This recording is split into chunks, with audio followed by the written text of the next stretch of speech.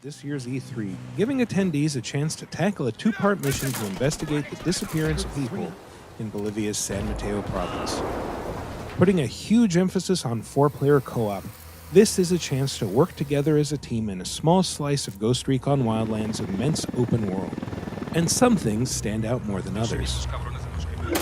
One of the first things we were introduced to in Ghost Recon Wildlands was the portable drone carried by each ghost.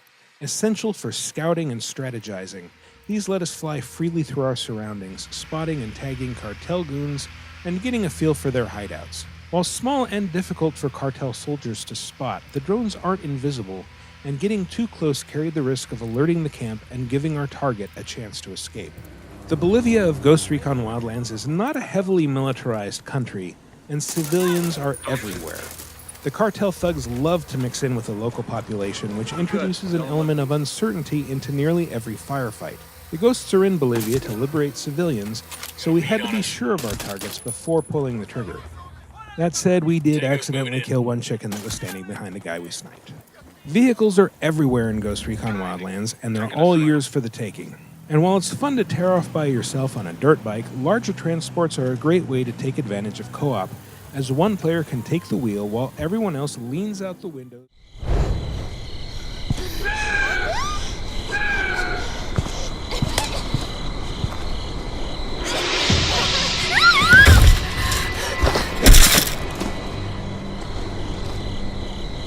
They don't belong here, Jason.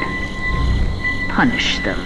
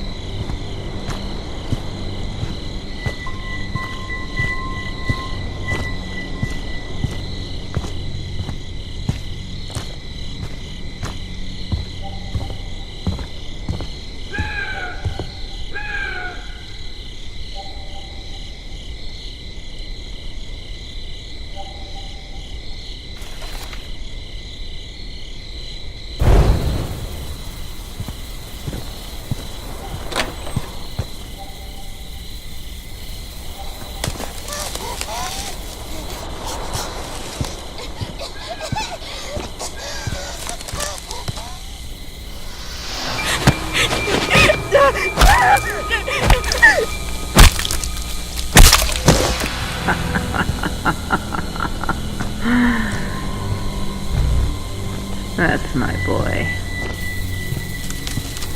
Hunt them down and make them pay.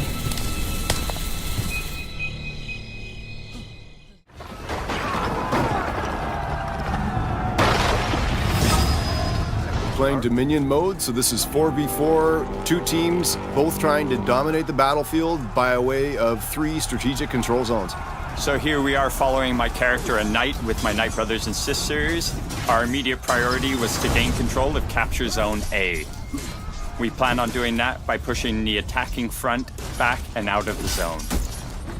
Speaking of pushing people out of the zone, check this out. Boom. Just because you have Zone C, though, doesn't mean you're controlling the battlefield. Right here is a good showcase for the innovative control scheme that we call the Art of Battle. The system gives you a really huge degree of control over your weapon via the right stick. You can see here that you're choosing which side to attack or block. The key component to the Art of Battle is giving you, the fighter, control over both your attack and defense by tying it directly to the right stick. Now that I've completely annihilated the attackers at Zone C, let's take an overall look at the battle. All right, so looking out over the map, you can see that my team, the attacking team, has just captured the central zone at Zone A, and also my teammates are pushing a little further and capturing Zone B.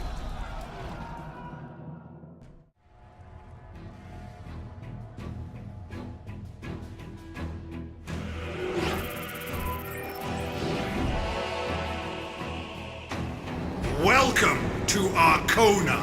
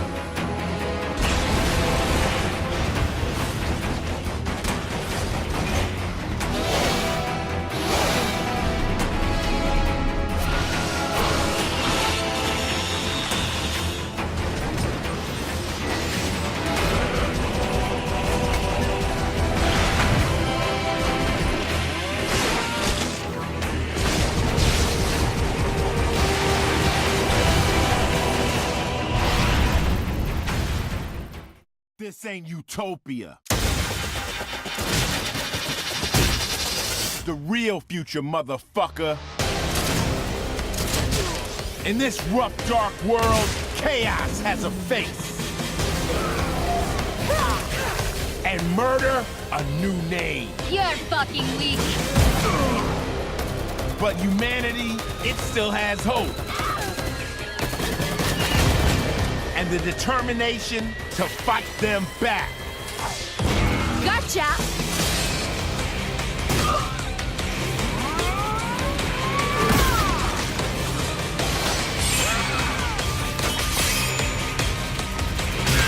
You like that? Angel of death! Gonna shake like a quake! There's no place more dangerous than between our guns. Universe. Being developed on Unreal 4, Space Hulk Deathwing is an FPS elements based on the Space Hulk tabletop game. Infiltrate the Space Hulk, huge collections of various derelict spaceships, debris and asteroids often mashed together, drifting throughout space. You will explore these Space Hulks as a librarian, along with a squad of either AI or other players of the Deathwing, the elite first company of the Dark Angels Space Marine chapter. Seek out relics and explore the architecture and technology from the creators of these massive ships. With a story co-written by renowned Dark Angels author Gav Thorpe, Easter eggs are hidden around every corner. In Swarms, Gene Stealers are powerful creatures, but no match for a Terminator squad when alone. They're heavily reliant on pack tactics and other strategies like ambush, encirclement, and tactical retreats to slowly chip your life away. As for your squad, locking doors behind you will slow the Gene Stealer advance, keeping the swarms manageable for your squad. Each mission will have you exploring a different ship with environments built based on actual spaceships from the lore. They each have different layouts and aesthetics based on their owners. Space Hulk Deathwing features an arsenal of famous weapons from the universe, as well as new creations. Pick the right loadout that suits you and remember to work as a team. Damage against you is localized. If you take too much damage to the right hand, for example, you won't be able to use your Stormbolter or weapon equipped to that slot.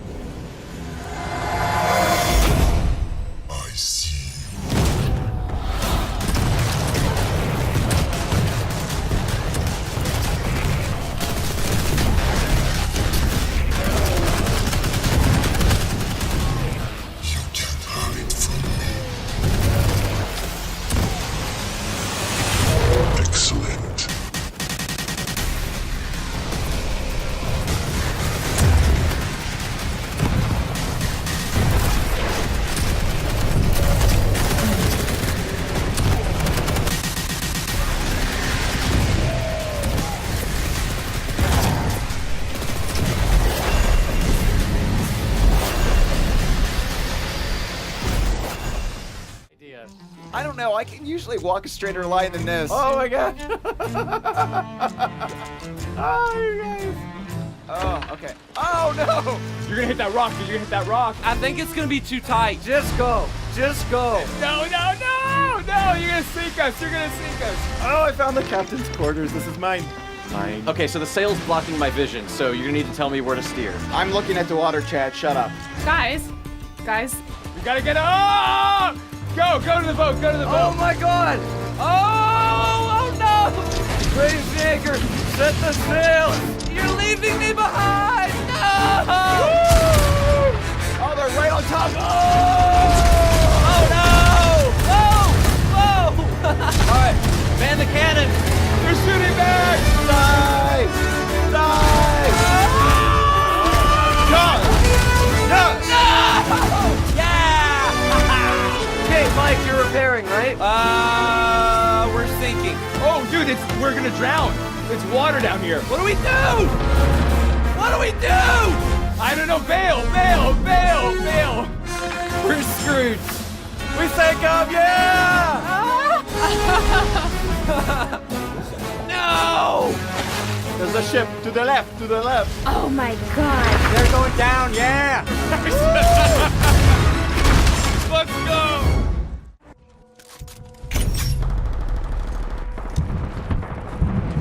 Engaging. Follow mode engaged. I have your 6, pilot. It's good to have you back, pilot. Enemy pilot destroyed.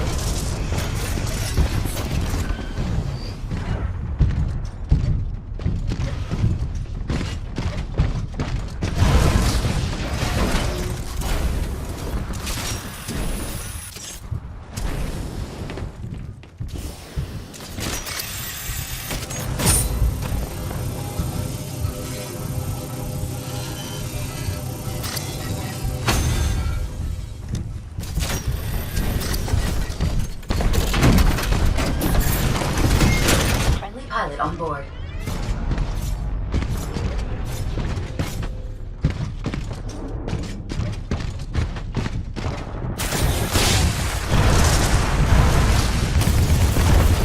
Friendly Titan down.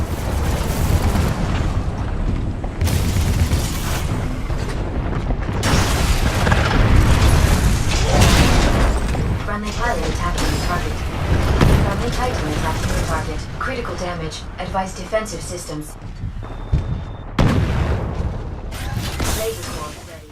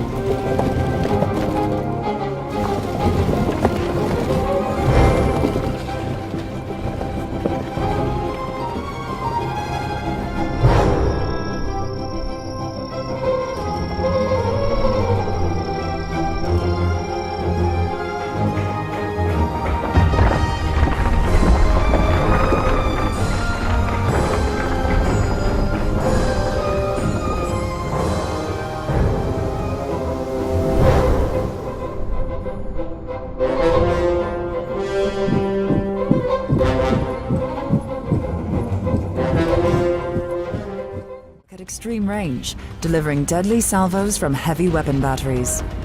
Think of the Ant as a sniper. The ship is big guns, strapped onto a quick engine, with almost no heavy armor, making it one of the most vulnerable flyers in the fleet.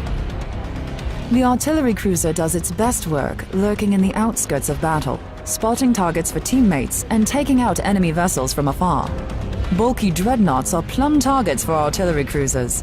Lining up the perfect shot can be tricky, especially when quick ships like the Corvette manage to get too close for comfort. Heavy autocannons and the Blink warp drive allow Corvette captains to make deadly, surgical, hit-and-run strikes and wreak havoc on the enemy. Corvettes are scouts, running recon and delivering quick strikes. High speed and the warp jump ability make them perfect for hunting down pesky artillery cruisers. But Corvettes may fall prey to the massive firepower of the destroyer if they hit the sweet spot between the massive dreadnought and the agile Corvette. This all-around attack ship is loaded with firepower, making it the ultimate medium-range hunter. At range, destroyers should stay clear of the artillery cruiser's line of sight. A direct hit can prove devastating. In close-quarter battles, destroyers are tough enough to handle their share of fire. And when they're caught in a corner or on the offensive, they are more than capable of causing some damage, especially against wily corvettes. As a mobile repair vessel, the tactical cruiser is the key to the survival of the fleet.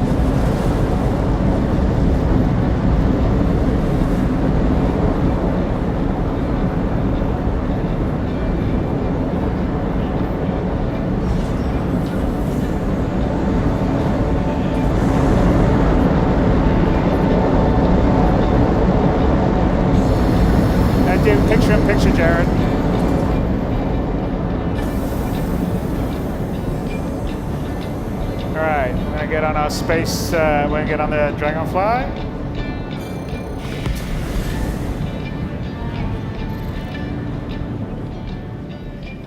Right, okay.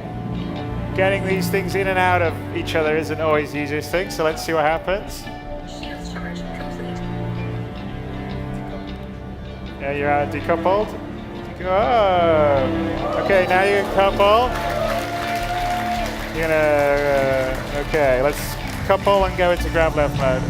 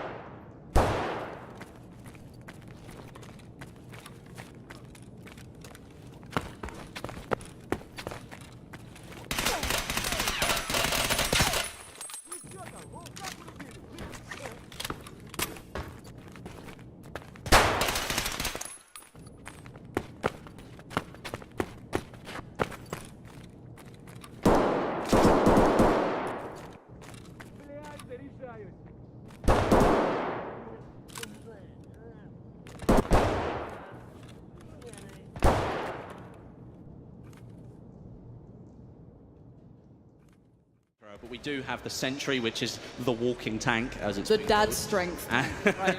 And we've got the Tank Hunter as well, which actually is on a point of the map that we haven't seen a huge amount of. The Tank Hunter on Sinai Desert is it's hidden away right in the middle of the desert underneath some cover, and you can pick up the anti-tank rifle there. You do have to go a long way to get it. So it is a commitment. Yeah, definitely a commitment, but you might, with an anti-tank rifle, it's almost a big, massive sniper rifle with armor-piercing rounds in it. You're going to be firing from perhaps a much further distance, so maybe you can use some of that cover that's out there, those big sand dunes, to really sort of disguise the fact that you're running. You've encouraged these guys to go wander into the desert. They're going to be in trouble. Hopefully no sandstorm happens. But back into the action, that is going to be an incredible factor if it comes in. That's actually one of the classes I've not seen yet, so I'm looking forward to that. Yeah, and I think from what we have seen of it, it's only been very brief. I mean, I did get a small chance to have a look at it, and it is a rather dauntingly sized rifle. And it can only fire it. It's got so much recoil to it that DICE have designed it so you can only fire it, essentially, with the bipod deployed. And that's the thing that most people wanted to see, is how do they kind of balance into this game? How do they work around that? And oh my word, that horse was ambitious trying to take on a tank. Surely that's not going to go well, and it didn't in the end. The tank's still rolling. He's still happy chugging along. And I don't think he even realized what happened then. No, I mean, in many respects, like the horse is what it maybe tried to do there. It was something that I was talking to one of the developers about, is that the horses have like a... I don't like calling it feelings because it's a video game, but horses do have certain tendencies, and they are in the middle of a war, and they are sort of maybe a little bit jumpy, and they can actually sort of jump over cover if you approach it. So let's say you may be coming up to a small wall or barbed wire or something like that. As long as it's not too tall, the horse will actually attempt to jump over it for you. And the one thing I'll say, actually, and I'm a big fan of this, is how good it looks when they do this. And we actually can come to a moment here that we're seeing is this kind of mantling almost, but this really quite high mantling. They're pulling themselves over this, and it comes back to this again, though. The animation looks so smooth when they do this in Battlefield 1. It feels like they're actually working with the environment rather than working around it. It doesn't feel like the environment is against you. Yeah. which is maybe something that a lot of people thought some of the older titles, where you walk up to a wall that's taller than you and you think, oh, I can get over that. And you couldn't. You just run up to it and sort Stand of there walk backwards awkwardly. and forwards, and then somebody shoots you in the back because you're not paying attention. But now in Battlefield 1, you can vault right up over that, pull yourself up and over. Obviously, you do slow down, but you will get over that cover, and that creates like a new layer of gameplay. Suddenly, that solid wall in front of you is no longer the cover that you thought it was. And look at this beautiful gameplay. That's actually Anderzel coming out with this, so really nice work with that assault class. Just running around, he's got a great opportunity. Drunks gets absolutely wrecked, and I love seeing that. Nice try, Drunks. I see why you're not in Fnatic anymore. Yeah, he is the ex-professional. He's no longer a professional. That's actually quite harsh. Never mind. Hey, I'm allowed to do that, all right? You know, you got to abuse him a little bit. But